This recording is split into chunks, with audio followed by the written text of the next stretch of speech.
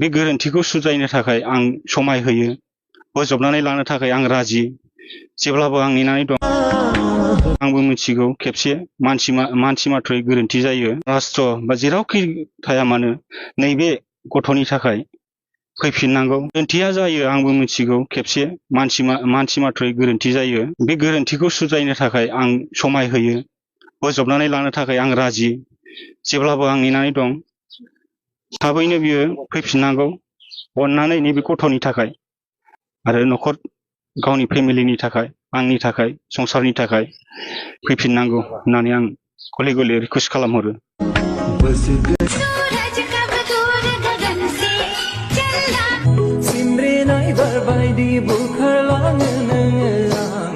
Rosma kan kamu naik kursinya manja deh. Manja जानो जायोना हेल' रायजोफोर खुलुमबाय आरोबाव फिथांखि ब्लग इउटुब चेनेलनिफ्राय रायजो राजा बयनिसिमबो गोजोननाय बावहरनाय जाबाय रायजोफोर दिनै आं भिडिअखौहाय पलिटिक्सनि थाखाय बानायनाय जायाखै रसमा ब्रह्मनि न'खरनि मानसिया आंखौहाय निमाहा होब्लानो जाबाय ससियेल मिडियायावहाय गले गले आङो रसमा ब्रह्मनि भिडिअखौहाय नुनानै आरो बिनि हासबेन्डनि बुंनायखौहाय खोनानानैहाय आं बे भिडिअखौ लाबोनाय जादों जाहाथे थाबैनो रसमा ब्रह्मआ गावनि गोसोखौ सोलायनानै गावनि सासेल' नायल' जाल' फिसाजोखौ अनखांनानैहाय न'आव थांफिनो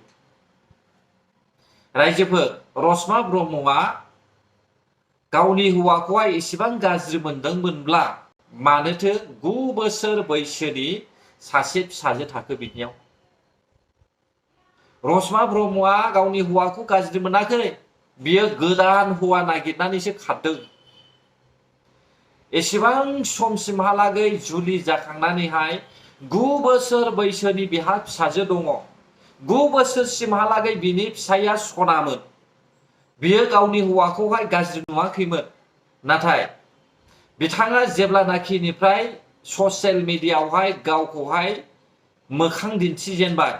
बै समावहाय रायजो राजाफ्रा बिखौहाय बाख्नायबाय बेखौहाय अनसायबाय बेबायदिनो अनसायजायै बबेबा समावहाय सोरबा सासेया बेखौहाय आइ लाभ इउ बुंहरनायावहाय रसमा ब्रह्मनि गोसोआ बायबाय थिग बेबायदिनो रसमा ब्रह्मआ भिडिअ बानायनानैसो गुबुन हौवा मोनदों होननानैहाय आं सानो रायजोफोर दिनै रसमा ब्रह्मआ मानसि मोजां मोनब्ला मानो बे गुबुन हौवाजों खारबोखो आं सिदा बुङो रायजोफोर बियो रसमा ब्रह्मआ हारसिं खाराखै रसमा ब्रह्मआ सासे हिनजाव गोनांखा मानसिजों खारदों हिनजाव गोनांखाना गैया आं बेखौहाय बारा डिटेल्स मिथिया नाथाय बेंगालराव जाय मानसिजों खारबोदों बियो हिनजाव गोनां होननानैहाय आङो मिथिनो मोनदों रायजोफोर बेंगालरावनो दंफैयो रसमा ब्रह्मआ आंबो नुवाखै खिन्थु आङो खोनादों बेंगालरावनो दंफैयो दा बेनिखायनो आं सानदों बेंगालराव थानाय रायजो राजा नोंथांमोन जेसेबां हायो गोख्रैनो रसमा ब्रह्मखौहाय हमनानै हरनो नाजा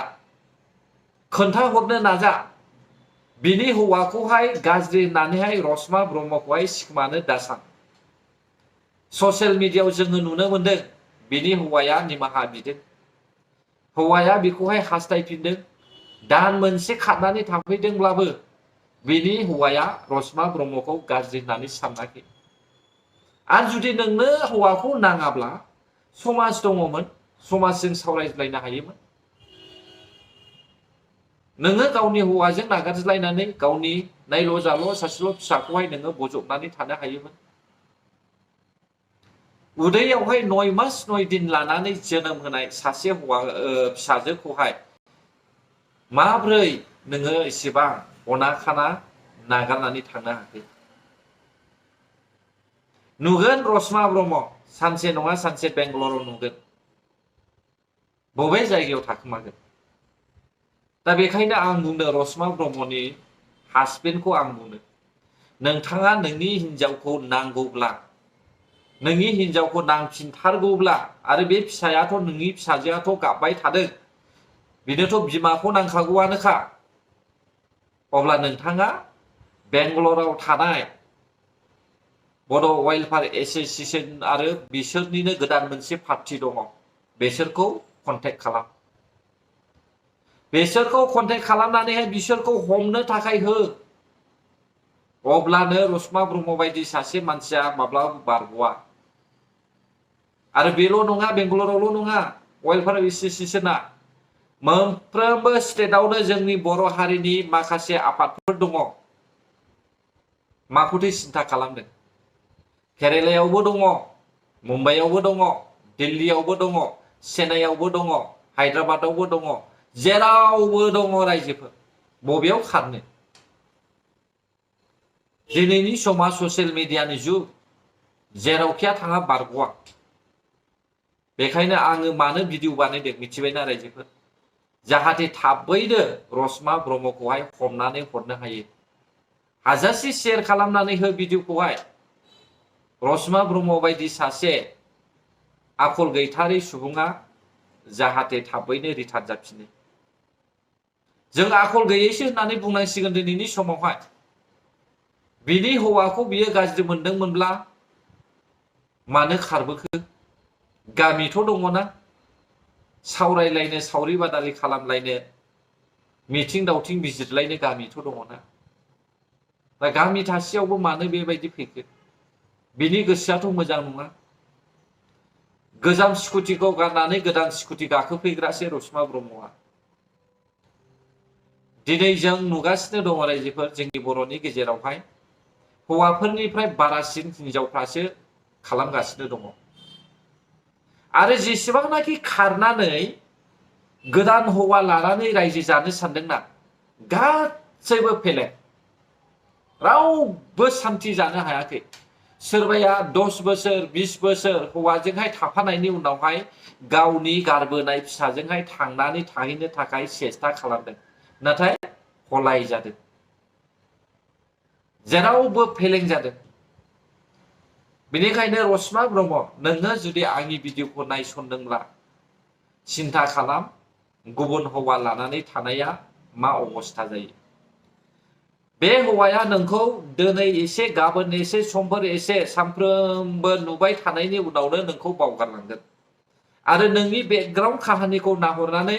नोंजों जाय हौवाया थादों बे हौवाया नोंखौहाय एंगारगोन 100% आं गेरेन्टि होयो रायजोफोर रसमा ब्रह्म आं नोंखौहाय सिदा बुङो मानोना आं रसमा ब्रह्मनि भिडिअखौ गोबां नायोमोन रायजोफोर कमेन्टआवबो गोबांथार बायदिसिना होखायो होनायालाय कमेन्ट्सखौहाय नायनानै गोसो बायनो नाङा माब्लाबाबो नोंखौ माब्लाबानि समाव आइ लाभ इउबो बुंगोन नोंखौ माब्लाबानि समाव आं लागोनबो होननानै बुंगोन नोंखौ बायदिसिनाबो बुंनो हागौ बेयावहाय नोङो थार सारनानै माब्लाबाबो कन्टेक्ट खालामनानै रायज्लायनाङा आरो माखासे मानसिफ्रा फेसबुकआव रायज्लायनाय समावनो लाइभआव रायज्लायनाय समावनो मेसेन्जारावबो कल खालामग्रा सर' दङ दा बैसोर बायदि मानसियानो माब्लाबानि समाव रिसिभ खालामनाय समावहाय गोसो बायोब्ला बेफोरबायदि जाथाया जायो अब्ला रायजोफोर बुजिबायना जायफ्रा बेंगलरावहाय थानानै दङ रसमा ब्रह्मखौ सिखोमानो दासान बेसेबांबा सासे उन्दै 9 बोसोर बैसोनि फरायफुनाय फिसाजो दङ गाबदों दिनैनि समावहाय बियो गावनि बिमाखौ मोननो नाथाय रसमा ब्रह्मआ मा गावनि फिसाखौ गोसोखाङाखै नामा नोंनि फिसानि मेगननि मोदैखौ नोङो नुवाखै नामा ससियेल मिडियायाव होदों जोङो नुनो मोनदों निउस मिडियाफ्रा होगासिनो दङ इउटुब चेनेलाव होगासिनो दङ फेसबुक पेजाव होगासिनो दङ बेखायनो आंबो होदों जेन' थाबैनो हमनो हायो आरो रसमा ब्रह्मआ बुजिना नङा बुजिनाखा गावनो बुजिनानैहाय रिटार्न जायो अब्ला रायजोफोर भिडिअखौहाय शेयार खालामनानै होदो जाहाथे थाबैनो हमनो मोननाय बायदि आरो थाबैनो बुजिनानै गावनि फिसाखौहाय बियो अनखांफिननाय बायदि बारा गोबाव सम नाङा रायजोफोर 3-4 दाननि उनावहाय बिनि हौवायाबो रसमा ब्रह्मखौहाय सिनायनाय नङा आरो फिसाजोआबो सिनायनाय नङा अब्लासो रसमा ब्रह्मआ खाफालाव आखाइ होनानै मोदै रुखु रुखु गाबनांनायनि सम सफैगोन ना मा बुङो रायजोफोर अब्ला भिडिअआ बेसेखिनियानोमोन गोजोन्थों जोबजासे जायफ्रा आंनि भिडिअखौ नायबाय बर' हारि जै जाथों जै बर' हारिनि